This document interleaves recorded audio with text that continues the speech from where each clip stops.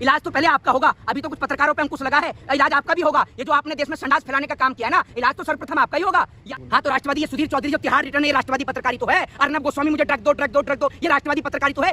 दोबारा इमरजेंसी लगा रही है कांग्रेस। बड़ा ही पागल हो क्या, भांग खा क्या, चरस वरस पाते हो क्या, कहीं से पाली हो। एक बात मुझे तो कांग्रेस सत्ता में है नहीं, कह रहे इमरजेंसी लगा रही है। इस देश में नफरत फैलाता है उसको तो बैन ही किया जाना चाहिए, और आप जैसे लोग जो संडास से भी ज्यादा गंदगी इस देश में फैला रहे हो, आपको तो बैन ही किया जाना चाहिए। आप मुझे बताइए, आप आज इस देश में पहली बार आए या विदेश से आए हुए हो? आप भारतीय नागरिक हो ना? भारतीय नागरिक हो तो आपको इतना पढ़ाया नहीं, स्कूल नहीं गए होंगे, या तो आप या मोदी हाई स्कूल से पढ़े हो। देश में संडास से कम नहीं है, इस देश की मीडिया इस देश में संडास से कम नहीं है, वो भी बदबू फैलाने का काम कर रही है। या तो बदबू फैला रही है या नफरत फैला रही है। अब इतने सारे पत्रकार यहाँ मौजूद हैं, आपत्ति किसी को नहीं है, लेकिन संडास फैलाने वाले पत्रकार भी तो यहाँ मौजूद रहते हैं ना। डंका बज रहा है, डंका बज रहा है, बहुत चिल्लाते हैं पत्रकार। ये जो संडास वाले पत्रकार है इतना चिल्लाते हैं कि मोदी का डंका बज रहा है, डंका बज रहा है। कितने देश घूम के आए हो आप? अरे मैं पूछ रहा हूँ, अरे सुन तो लो, सीमा हैदर को अपनी जेब में रखो, सीमा हैदर के साथ में आप घूमो। 18 घंटे काम कर रहे हैं, मोदी का पर्सनल असिस्टेंट लग रहे हो कि 18 घंटे काम कर रहे हैं? पूरे मीडिया पे छा रहा है। कोई मोदी जी से पूछे कि मोदी जी को किसी मील के अंदर लगा दिया या मजदूरी पर लगा दिया कि काम करते रहो, 18 घंटे बाद ही नीचे उतरेगा, दिहाड़ी पर दे दिया, ठेके पर दे दिया, बना दे बहुमंजिला इमारत, तब 18 घंटे बाद उतरने देंगे? कैसी बेवकूफी वाली बात करते हो? सावरकर का खून नहीं है? जब G20 का सम्मेलन होता है तो सावरकर को दिखाने क्यों नहीं लेके जाते, या गॉडसे को क्यों नहीं ले जाते दिखाने के लिए? गांधी की समाधि पे क्यों लेके जाते हो? हमारे देश के लोगों को जागने में समय लगता है, क्योंकि आज भी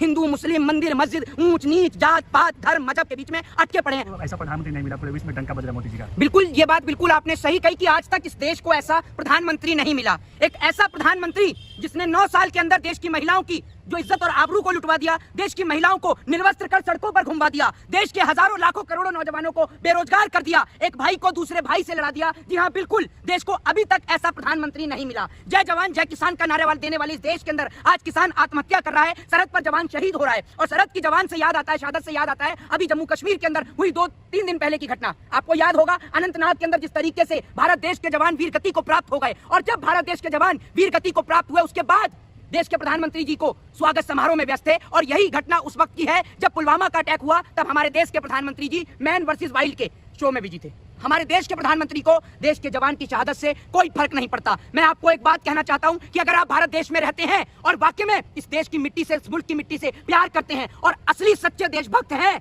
तो इस देश के प्रधानमंत्री से ट्विटर पर जाकर सवाल करिए कि अनंतनाग के अंदर जो हमारे जवान शहीद हुए, आप उनके घर पर क्यों नहीं पहुंचे? आप उन जवानों को श्रद्धांजलि देने के लिए क्यों नहीं पहुंचे? और आप किस मुंह से आज अपना जन्मदिन मना रहे हो? हिंदू धर्म के मुताबिक, अगर आप हिंदू धर्म को मानते हैं तो हिंदू धर्म के मुताबिक जब तक 13वीं नहीं हो जाती तब तक कोई भी शुभ काम नहीं होता। आप ये सोच लीजिए, अभी देश के जवानों को शहीद हुए 3 दिन 4 दिन मुश्किल से हुए हैं, उसके बाद भी हमारे देश के प्रधानमंत्री आज अपना happy birthday to you celebrate कर रहे हैं। आप सोच कर देखिए, लोगों का सीना गर्व से चौड़ा हो गया, देश G20 मना रहा है, तो क्यों ना जश्न मनाए मोदी जी? एक बात आप मुझे बताइए, आप आज इस देश में पहली बार आए या विदेश से आए हुए हो? आप भारतीय नागरिक हो ना? भारतीय नागरिक हो तो आपको इतना पढ़ाया नहीं, स्कूल नहीं गए होंगे, या तो आप या मोदी हाई स्कूल से पढ़े हो।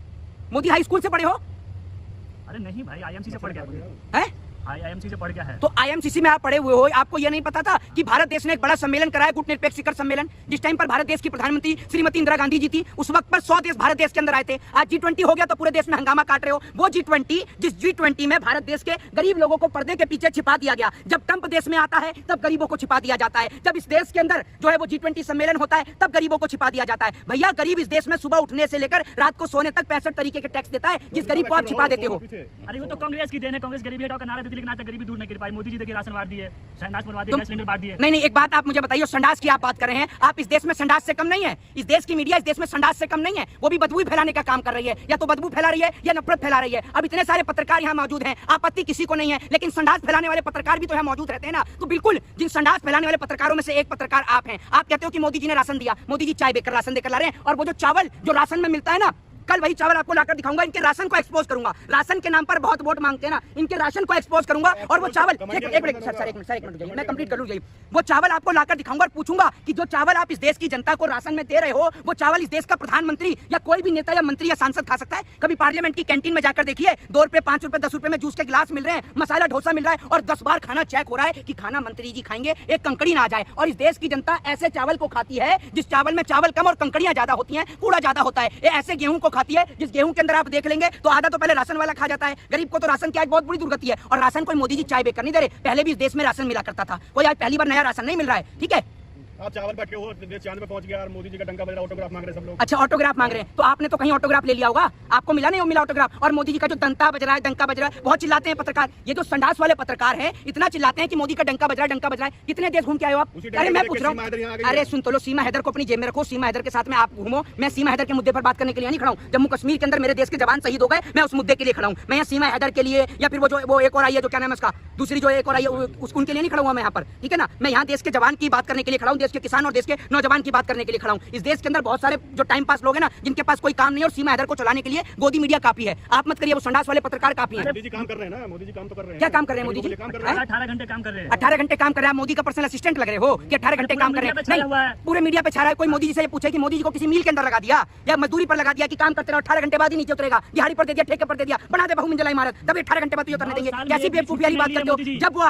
जब वो आदमी चाय बेचा करता था तब तो उसने स्टेशन पे कभी 18 घंटे काम नहीं किया। आज प्रधानमंत्री बन गया तो 18 घंटे काम करेगा। कहाँ काम कर रहा है 18 घंटे? आप उसका पर्सनल असिस्टेंट हो, देखने जाते हो? 9 साल में एक भी छुट्टी नहीं ली आज तक प्रधानमंत्री है। 9 साल में एक भी छुट्टी नहीं ली है। अरे तो छुट्टी लेके करेगा क्या? ये तो बता दो। और मुझे छुट्टी का बात की, जब मन करता है आपको बता के उठता है क्या प्रधानमंत्री का? आज तक कोई मुझे नहीं, वो तो परमानेंट छुट्टी है, बिल्कुल परमानेंट ही छुट्टी है। जब मन करता है तब विदेश घूमने चले जाओ, तब मन करता है तब सो के उठ जाओ। कोई ऐसा है क्या मोदी जी को कि सुबह 9 बजे ही सोकर उठना है या शाम को 5 बजे ही सो जाना है और सुबह 10 बजे ड्यूटी पर पहुंचना है? ऐसा कुछ है क्या? या दिहाड़ी पर मजदूरी पर लगा रखा है, ठेके पर लगा रखा है? चुनाव नजदीक है, जनता जवाब देगी। आप जितना चिल्लाना चिल्ला लीजिए, घमंडिया गठबंधन को भी इलाज करेगी। अच्छा, इलाज तो पहले आपका होगा, अभी तो कुछ पत्रकारों पे अंकुश लगा है, इलाज आपका भी होगा। ये जो आपने देश में संडास फैलाने का काम किया ना, इलाज तो सर्वप्रथम आपका ही होगा, याद रखिएगा इस बात को। इलाज आपका है। डर गए आप लोग। ये शहीद आजम भगत सिंह का खून है, डरने वालों का नहीं है। सावरकर का खून नहीं है। जब G20 का सम्मेलन होता है तो सावरकर को दिखाने क्यों नहीं लेके जाते, या गॉडसे को क्यों नहीं ले जाते दिखाने के लिए? गांधी की समाधि पे क्यों लेके जाते हो? जब इतने ही बड़े आप दिलेर हो, और मोदी जी भी पहुंच जाते हैं गांधी की समाधि पर। एक बात आप मुझे बताओ, इनका दिमाग तो इतनी तेज चलता है कि नोट से भी गांधी की फोटो हटाकर मोदी की लगा दी जाए, लेकिन कर नहीं पा रहे क्योंकि इनको पता है।